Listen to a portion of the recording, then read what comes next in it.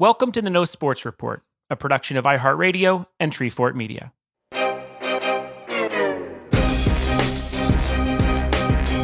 My name is Jensen Karp, and I'm a sports fan. And I'd like to take a minute to acknowledge the universal DH rumors. It appears that Major League Baseball will be implementing the designated hitter into the National League when this quote-unquote season starts. As if we needed another gimmick besides playing during a pandemic. Listen, I don't even like the DH in the AL. Call me a purist or whatever, but it's not like we need more home runs. But if this does bring in more dudes too big to play infield, some real David Ortiz, Mo Vaughn, and Cecil Fielder types, I could be persuaded. Until then, I'm talking to athletes and sports industry professionals about what they're doing in quarantine, hoping to figure out if they miss competing as much as I miss watching it. This is the No Sports Report. Pittsburgh Pirates pitcher Keone Kela knows some baseball fans think he has a chip on his shoulder based on locker room whispers and some on-field squabbles from when he was growing up. And now, 2020 was supposed to be his opportunity to show off the emotional growth he's worked hard to implement, not only into his game, but his personal life as well. Keone is coming off an impressive season where in middle relief, he posted a 2-0 record and a 2.12 ERA. And now with a new Pirates front office and pitching coach, he's set to be the squad's opening day closer, a position he's lobbied for and now is impatient to take over. And with the season in limbo and free agency looming for him next year, he's keeping a close eye on when he could take the mound once again and prove himself. On this episode, Keone and I talk about maturity, how he probably had coronavirus, and I get to suggest some new walkout songs for the ninth inning. And after Keone, we'll hear from Taran Killam of SNL and Single Parents fame about how he'll be sitting in the new Rams Stadium next season, whenever that is. It's a new installment of FANDEMIC and much more on a new episode of The No Sports Report.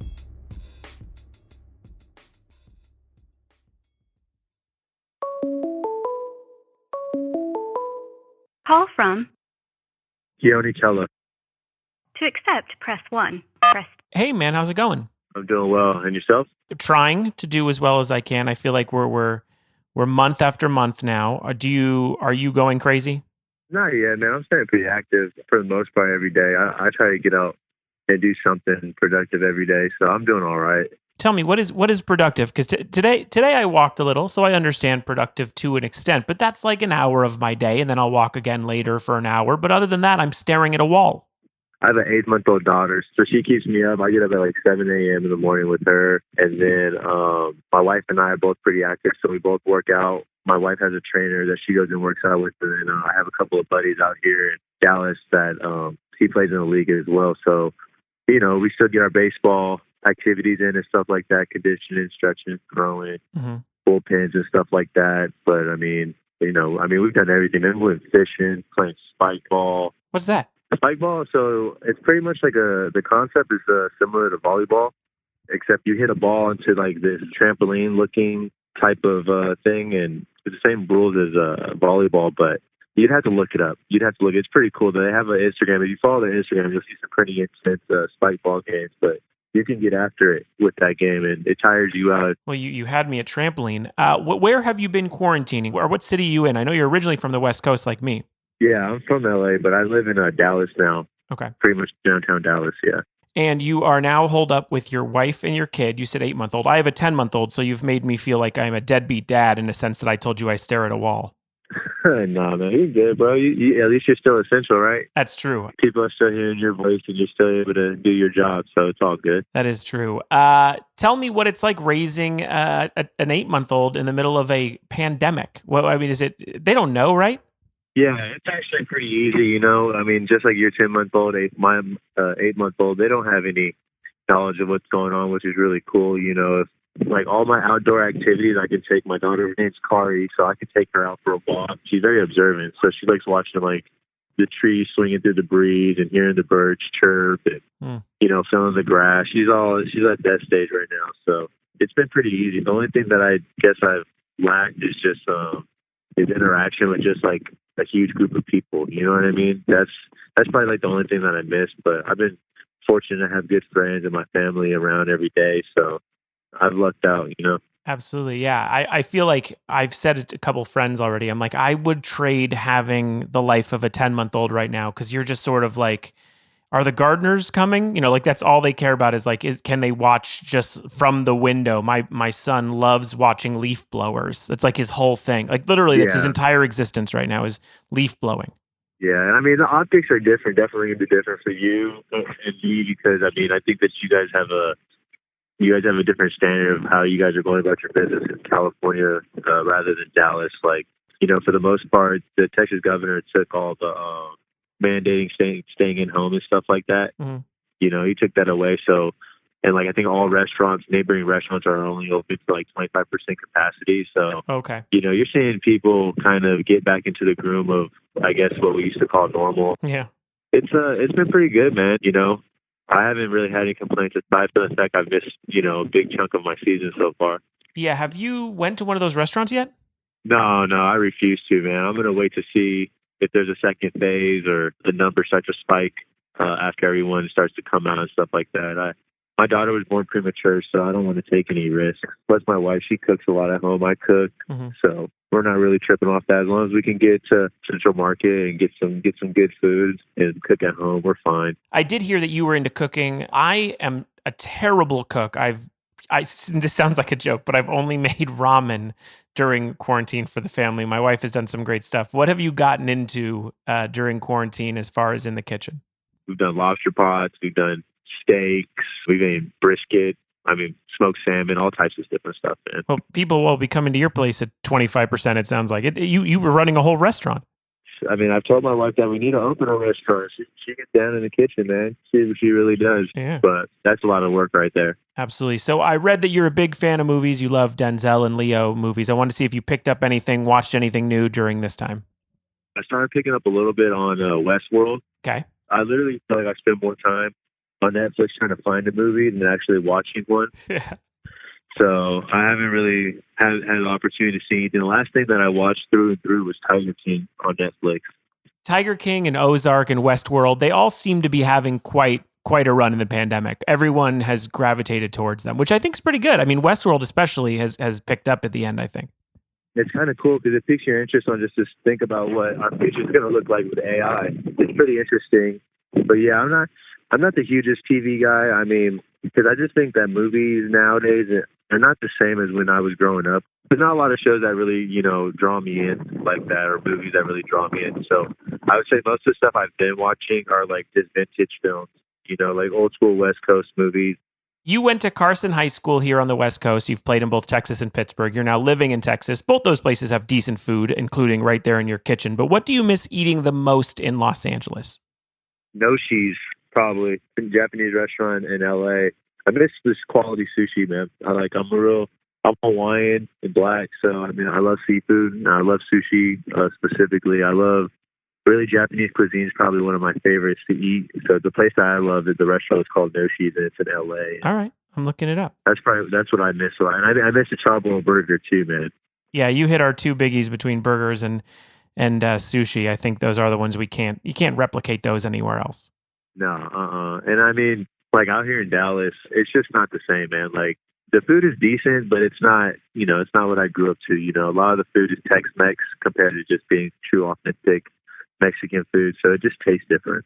Now, I ask every athlete who comes on to the No Sports Report that I know is a sneakerhead, which I know you are. What have you been wearing with your quarantine kicks? And then I'll tell you something that I think together we have to work on as an intervention. Man, I've been wearing flip-flops pretty much every day since I don't, you know what I mean? Yeah. I mean, because there's nowhere really to go out. I guess my training shoe when I lift in like Easy 350s that are just absolutely beat. But, I haven't been really wearing too much heat, man, because there's nowhere to go, and I don't want to get anything dirty. You're right. I've been putting them on just for walks with my dog and stuff, just to make myself feel like I have some sort of style. But we did talk to Gavin Lux, who clearly is this, high-end prospect on the Dodgers. He's supposed to be Rookie of the Year, but he told me that he's been wearing Crocs. Yeah, I don't own a pair of Crocs. Good. I knew I liked Keone. I've heard people tell me that they're very, very comfortable. I just haven't. They're just not really my style, so I've never really never got into them. But like I have my little brother, he wears like Birkenstocks. My sister wears Birkenstocks and has Crocs and stuff. But I've never got into that wave. Sure. But it's not knocking it. You know what I mean? Whatever floats people's boat, man. If you feel fresh in it, do your thing. I don't know. Gavin Lux, I feel like he could be hitting harder than Crocs. But you are a rare breed in professional sports where you have no social media. Have you almost broke down during quarantine and opened one up? I actually just started one just for the fact that, for my whole career, 6, 7 months out of the year, I'm amongst thousands of people pretty much every day, Yeah. depending on what city I'm in. And everyone can look at a calendar and see where I'm going to be. Not that I'm like I'm not like a superstar or anything like that, but, I don't want to make myself accessible any more than I already am, Sure. and so that's why I've always kind of kept a low pro on social media and stuff like that. But I mean, I'm trying to get into it because I'm understanding the benefit of having a social media now these days. So I've tried to engage myself into it. Mm-hmm. And I would say I've kind of failed at it because I don't post daily. And that's the thing, too. Is I also don't like posting things of like monetary value or stuff like that for the most part because it just sends the wrong message. And it also allows people to kind of have insight on what you're doing and what you have. And, growing up in Cali, growing up in LA, the values that I was raised on and just from growing up in the environment I grew up in, those were no-nos. Yeah. Be flashy. I totally get it. Now, back in February in spring training, you missed a few days with a viral infection. You had gotten sick. Are you looking back at that now and wondering what that virus was? Man, I think I had COVID, man. I'm not even playing. I think I had Corona. Really? Yeah. So what were you feeling? Man, I was just really lethargic. I had a hard time breathing. I was having like cold sweats and stuff like that. I would get the shakes. I had a loss of breath, but I mean, I snapped out of it in 2 days. You know what I mean? So Yeah. I mean, that's just me saying I think I had it, but I don't really know. I never went and got the test so they could see if I had the antibodies. I didn't see if I had it or anything like that, so I don't really know. I was in a similar situation. I didn't have it, but I had a coworker who back in the end of January was coughing and wheezing and couldn't catch her breath. And at the time we were like, oh man, you're having a terrible cold or a flu or something. And we all stayed away from her. But then when you look back, you're like, oh, these people definitely had coronavirus. Oh, yeah. I think if you got sick in the month of December or January and you had anything close to what they described as having COVID, then you probably had it. Yeah, probably. Of course, it just hits people differently. Did your wife or your family have to get tested? No. No, not at all. Well, I've been fortunate, man. Everyone's had really good health and hasn't had to worry about anything like that. So we've all been good, which, is a blessing. Great. During the offseason, you've been really vocal about feeling like you've matured a lot in the last year. And coming into 2020, you had a new slate with the Pirates with a new front office, a new pitching coach, and this new one-year deal, which was kind of great for you. It seemed like you were starting to find your place in Pittsburgh. Does it bum you out to sort of postpone showing to the fans that personal growth? Yeah, it does. Just because I just think that I've kind of generated a specific narrative about who I am. One, because of the moxie that I have when I'm on the mound. And, that's the only thing that creates any relatability is what people see on the field and my demeanor and how I go about my business when I'm pitching. And I have nothing else to kind of back up my character, so me not having a social media doesn't get or any, social platforms where as an outlet where I can show my character, the type of father I am, the things that I take interest in. So I really wanted to change the narrative, not only in Pittsburgh, but as well as across the league. I would say in the game, people have kind of pinned me as a guy that is aggressive or has this bad boy, I guess, mentality or whatever I don't know, whatever people want to call it. You know what I mean? Mm-hmm. So, I mean, I was really excited to kind of change the narrative and rewrite the story moving forward with my free agency year coming up and everything else included. Yeah, and I was going to talk to you about that. Like, you're a free agent at the end of this year, obviously. The Pittsburgh option is up. Does the concept of a shorter season or changing the variants once or if the season comes back, like no fans or shorter, where you'll be playing, does that scare or affect you kind of in business? No, not really. I mean, I know that it could definitely have a trickle-down effect once I hit free agency in terms of, like, contracts and stuff like that, but I'm not really too concerned about it because, I'm not the only one that's going through this. So there's other people that are going through the same situation. And I just want to get out there and play. I don't really care too much if there are fans or not. I think if you get, the world's greatest players around in one area to play games with no fans, you'll really see who has it. You know what I mean? Day in, day out. Rather than, when you show up at Dodger Stadium, you have 50,000 fans screaming. it gives you a little bit different type of energy. You know what I mean? You don't really have to dig as deep because you have that electricity in the atmosphere.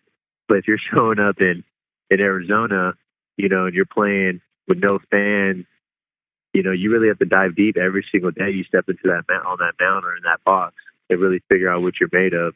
So I don't mind it either way. I just want to get out and play ball and, Totally. Do what I've been practicing my whole life. Go show the world what I've been doing and continue to pursue, all the things that I want to do in my life in this game. Yeah, well, speaking of that, you were set to be the opening day closer for the team, which is something you were definitely building on. You wanted to get back to that position. How are you trying to stay warm and get in pitches for that opportunity? Like, this is sort of what you've been asking for since the trade. I mean, other than working out, like mentally, what is it that you're sticking with, especially as a closer, which is its own mentality?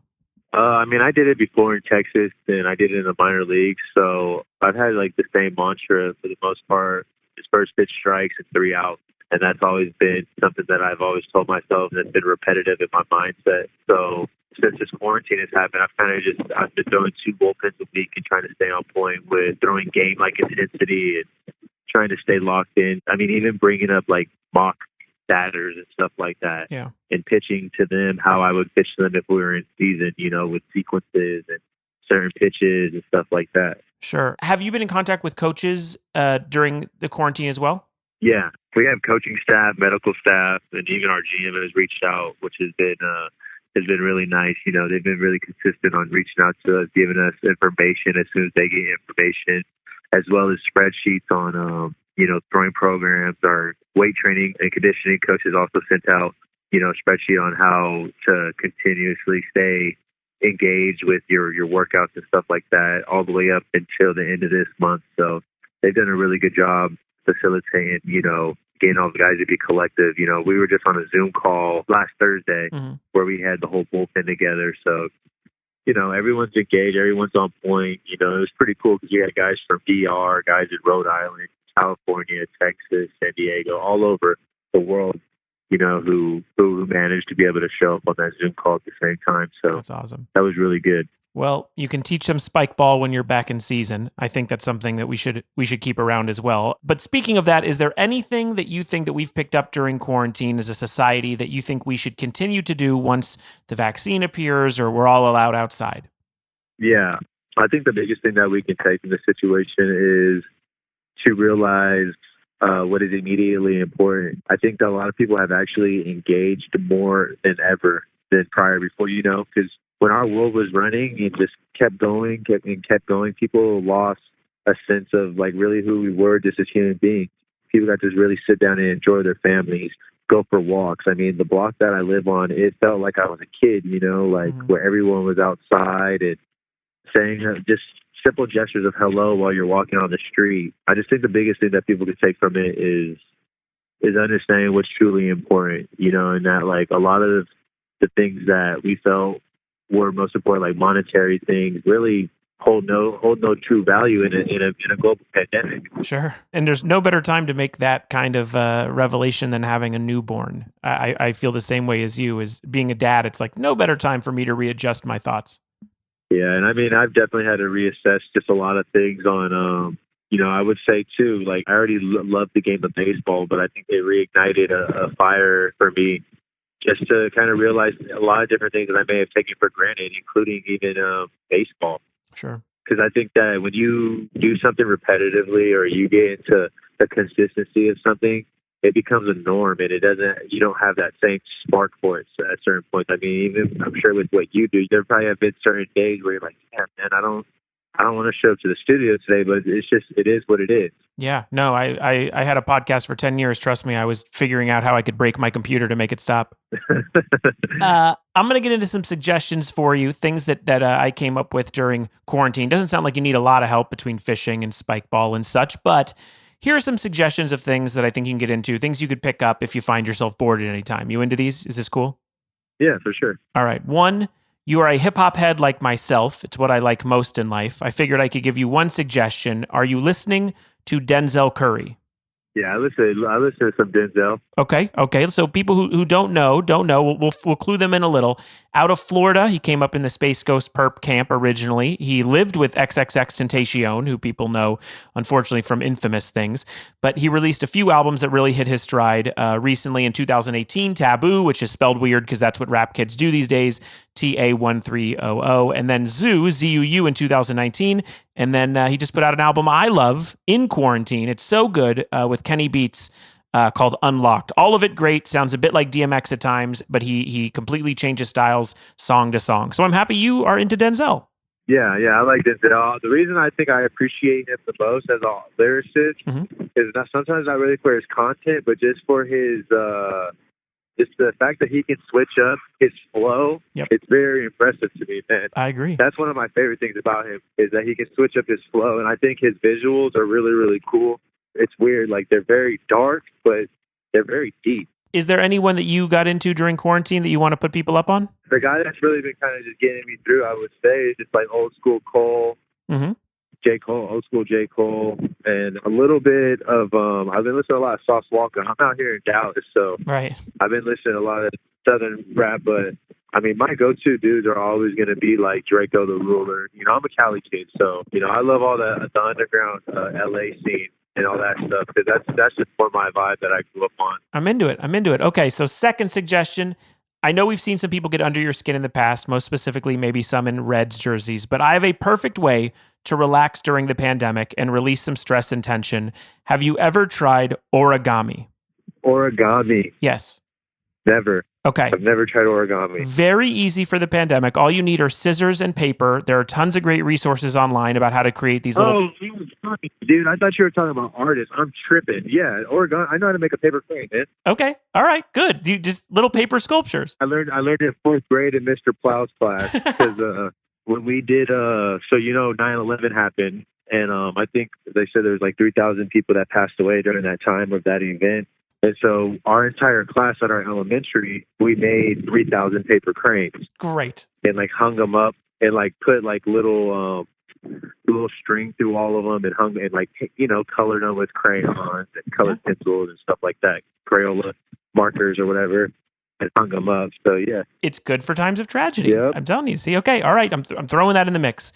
And lastly, as I said, you were announced as the opening day closer for the Pirates last season. You were in setup, so you have a big decision to make for when the season starts. What will your walkout song be? This is a very big deal. Someone like Mariano Rivera made a whole career out of Enter Sandman.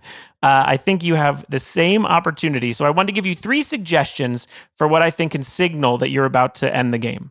Okay, go ahead. I already have it, but I'll tell you. All right, I'll give you 3 suggestions, and you can reveal what it is, because maybe I nailed it. Maybe I got it. Okay. The first one, it's by The Doors. It's called "This Is the End," and it just goes, "This is the end." Da-da-da-da. And it basically is just telling people that this is the end. No, that's a good one. Okay. That's a good one. I got his vinyl at home. All right. Good suggestion then. Second one, Public Enemy, "Shut 'Em Down." And that just goes, "Shut 'em down, shut 'em down, shut 'em down." It's just that's a good one. Okay. All right. I'll take that. And then lastly, this one is a little not traditional. This one's a little off kilter. It's "Daughters" by John Mayer. Nah. Okay. Not for me. I like John Mayer, but he makes me a little depressed, man. All right. Okay, that makes sense. It was a good song about women. But sure, I agree with you. Okay, what is your closing song? Yeah, mine is "Ambition as a Writer," just the intro by Tupac. Great song, great intro. You know, down, down, down, down, doo-doo-doo-doo-doo. And then I think you have what's his name, Prophet. Yep. Or what's that guy who hits the "Let's get ready to rumble"? Michael Buffer. Yeah, Michael Buffer. Yeah. So. All right. That's been my walkout. I had "Catch a Fire." Yep. My rookie year, but I've been doing Ambitions as a writer for the last 4 years. Okay. 5 years. I love it. Well, I'll be watching as soon as baseball starts. I'm excited for you to take the mound and start closing out that 9th. And thanks for talking to me, man. And stay healthy with the 8-month-old and your wife, and keep cooking. Yeah, you as well, man. You know, blessings to you and your family, and I hope everything continues to progress out there in Cali. And hopefully, when I come play the Dodgers, you know, we can meet up or something like that. Get some sushi. Yeah, sounds good to me. Have a good one, brother. After this, my FANDEMIC chat with the very funny Taran Killam.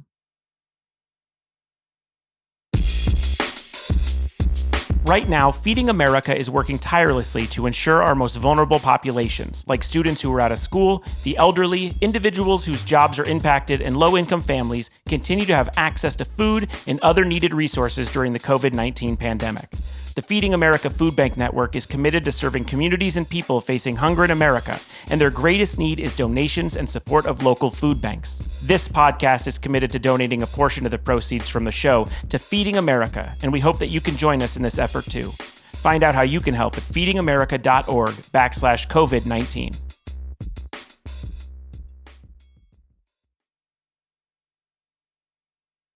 Now, here's my Fandemic chat with comedy star and LA Rams season ticket holder, Taran Killam. Call from. Taran Killam. To accept, press 1. Hey, buddy. Hey, how's it going, dude? I'm good. Well, first I wanted to ask where you're quarantined and how it's going. I am in Pacific Palisades in my home. Sure. And I would say in terms of, the scale of quarantine, it's going fine. It's going fine. We have a fifth grader, right, who unfortunately, for sort of last third of her school year was sort of, not canceled because she's still doing it online, but she was doing a production of Charlie and the Chocolate Factory and that got canceled. And because she's a fifth grader, they do a whole big culmination thing, like a moving up ceremony. And so that's going to be done virtually and obviously doesn't have the same oomph or feeling of achievement, I think, for the kids. So that's our darkness. But otherwise, we're doing all right. And we are being pretty strict about the staying at home part of it. So are we. I mean, we have an 11-month-old, so I've said it a million times on this podcast, but we can hand him like an envelope and he's thrilled. Yeah. It crinkles. Yeah, this works. I guess like you guys went from both being, your wife and you, both actors and, sort of living a kind of fast life in Hollywood, working a lot. And then next thing you know, you're teachers. I mean, has that been so weird? I would argue that is kind of, to us, been a benefit for a few reasons. Both Kobe and I kind of finished our regular gigs a couple weeks before the lockdown officially began. So this would have been downtime for us anyway. There was another job that I was to have started, which has been delayed, but almost immediately, both Kobe and I were saying to each other, we know that some part of us will really always be grateful and kind of miss this time for the intimacy with our family, the family time and doing, the fifth grader, there's only so much we can help with. And then we have a 5-year-old and goes to this wonderful preschool, and they've been doing a good job of kind of trying to facilitate morning meetings and then story time, but it's really hard to get a 5-year-old to Zoom. Yeah. Or sit down. Yeah, 100%. So Kobe actually ordered a bunch of Highlights magazine workbooks. Great. Yeah, spot the difference in the pictures and trace the letters, and really in a very impressive way became teacher mom. And yeah, it's this valuable experience that under the quote unquote normal circumstances would not have been made available to us. Yeah. So we will definitely look back at this time and go, oh my gosh, just how crazy that the world shut down like that everything came to a halt. And I anticipate it being a fascinating struggle to get back to normalcy. Yeah. But I do know just for us and our family, we'll go, thank goodness we had all that time together. Absolutely. Yeah. Well, let's get into sports. You are the biggest Los Angeles Rams fan I know, possibly anyone knows if they follow you on Instagram. The season has not yet been touched because we're looking at end of the year stuff, but I want to hear your thoughts if your sport come September was taken away from you. Is this something you're concerned about? Yeah, not in a way that I would be up in arms. I feel like I've had a pretty healthy perspective on the reasons for these lockdowns and cancellations of large group attendance. People dying is very low on my list of wants. Sure. But I'll also say I'm a human, and there'd certainly be disappointment more than the disappointment of not having football in my life, which I do love and is such a comforting, exciting, fun thing. The biggest disappointment would be, and it's kind of already been confirmed, is the delay or lockout of SoFi Stadium. Yeah. We bought our Taylor Swift tickets. We were going to be going in July. That was the first big event that was going to happen. Mm-hmm. That's now been pushed. So if the curve is truly flattened and we figure things out and people are responsible, and if by, maybe we skip preseason, but, if the first kind of gathering event in SoFi is a Rams game, that's very exciting to me. Mm-hmm. It'll be like, oh my gosh, I've been waiting for that stadium to open for so long. I've quote unquote owned my seats for 2.5 years now or something. Yeah. And for that to be pushed would stink, but they'll still be there. Yeah, and I guess too, the question is, and you and I probably have similar thoughts on this because we're somewhat grounded about sports and understand, its place in life. But it is so odd to see how much of society has really pushed for sports to come back. Like it's the thing we all need to feel regular. And I'm not sure when that started, how that happened, but it is super odd. Yes. My long-held theory is that life is just like a bigger microcosm of high school, right? So I feel it's tradition, it's nostalgia, it's comfort, it's hero worship that starts at your most pubescent and prepubescent age of value in high school within, shades of disagreement is being the star athlete at school. That's the person who you aspire to be like. That's the person you aspire to know.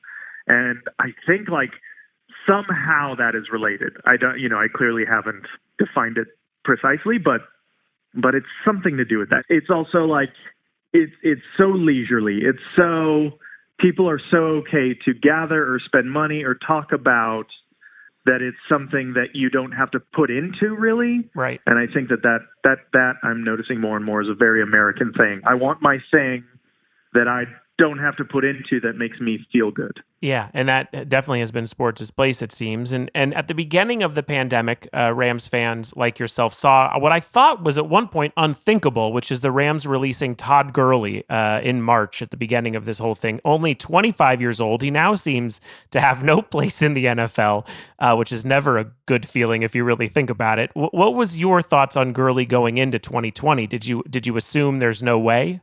Yeah, I certainly was shocked by that and just saddened because whatever the behind the scenes health issue is, and they tried to sort of make it seem in the release that possibly personalities played into it as well or as much as health, but it's got to be health. It's got to be health, which is horrible and awful and truly the worst part of football is that it's almost a given that somehow your body will not be in, the same it was before playing the sport in only a bad way.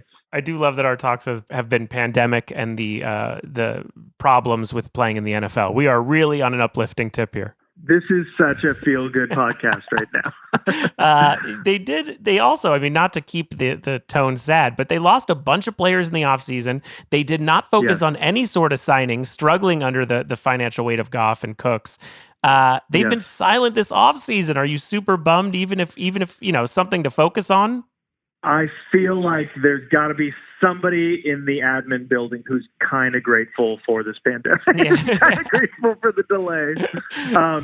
I think the business side of it is, hey, listen, this is the year we've been building towards. I think we probably made some financial and business strategy misses, but we still got a new stadium. It's going to be the hippest, coolest, most state-of-the-art gathering place. That's enough energy, and the rest we need to just sort of, take our licks and sleep in the bed we made, basically. Yeah. Corey Littleton was probably the biggest loss strategically, I think. Mm-hmm. I don't think he got enough credit when he was on the team, and even though he got credit, I think he really made or broke games for us. Gurley leaving is so sad just because he did such incredible things for the team, but I do think we still have a chance of being competitive. But a lot of pressure as a fan, a lot of pressure seems to fall on McVay's shoulders now. Sure. Which is okay, you've made these big moves, you made these strategies, and you kind of now have the staff that you wanted in losing Wade Phillips and stuff like that.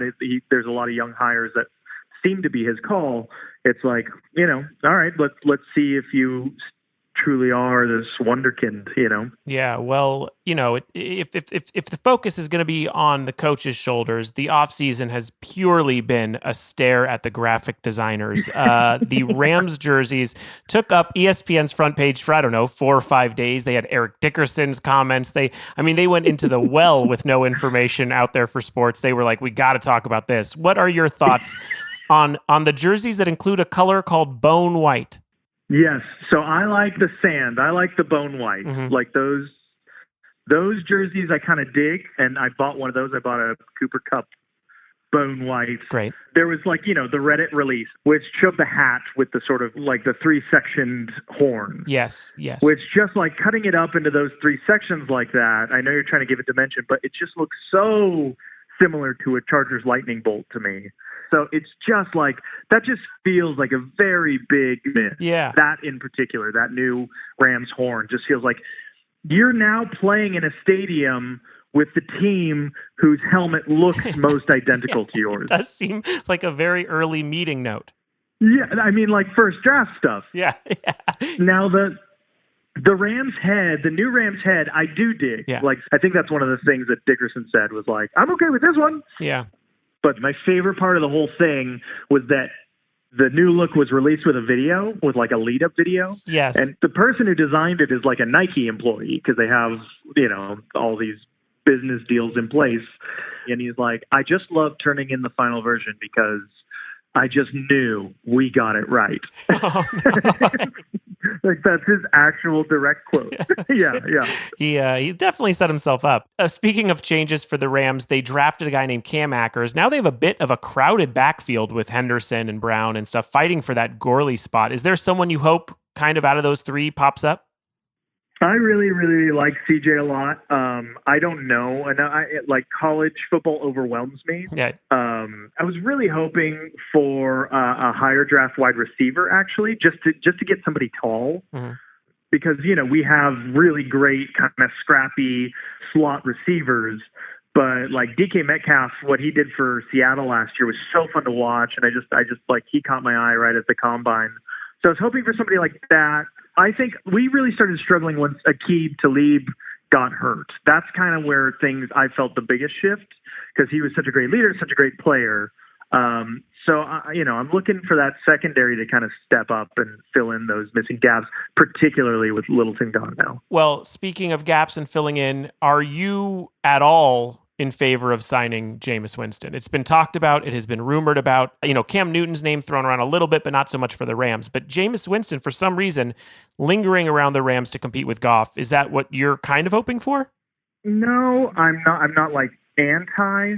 I had Jameis last year for Final Fantasy, and he was like just as inconsistent as Goff. You know what I mean? Like, right.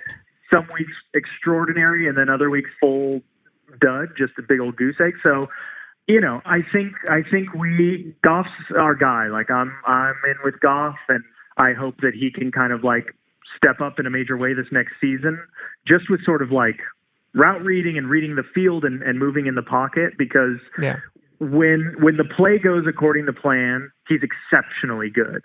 But I think the second that there's any sort of unforeseen pressure and you have to improvise, that seemingly seems to be where he maybe struggles a little bit. And I hope that, that complaint goes away with just a little more experience. Well, I do know that we are, very rare in the comedy world because you mentioned Jameis and said that you had him in Final Fantasy, which shows the Venn diagram where we meet in the middle of video games and sports. So I appreciate the mistake. But it does show that we are cut from the same cloth. I will take it. Oh, that's hilarious. I will allow it. I've been playing the remake. I've had all sorts of disappointments with the remake. People like it, though.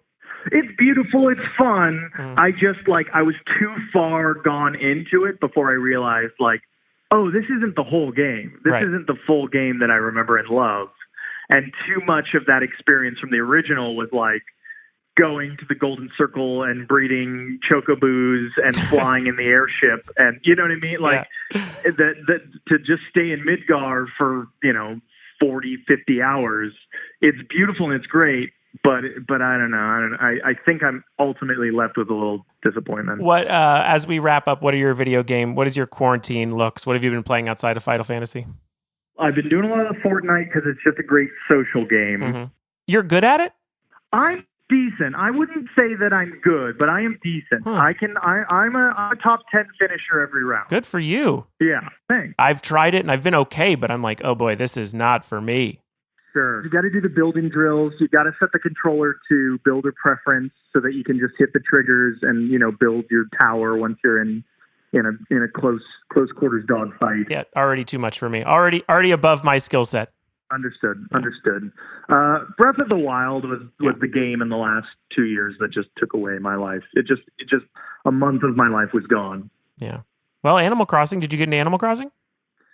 I'm afraid of it for the same reason. Yeah, it'll eat you alive. Well, Taran, thank you for talking to me, and I'm looking forward to seeing you on Instagram wearing the new jerseys. Thank you, I really look into the field. Thanks, buddy. All right, bud. Take care.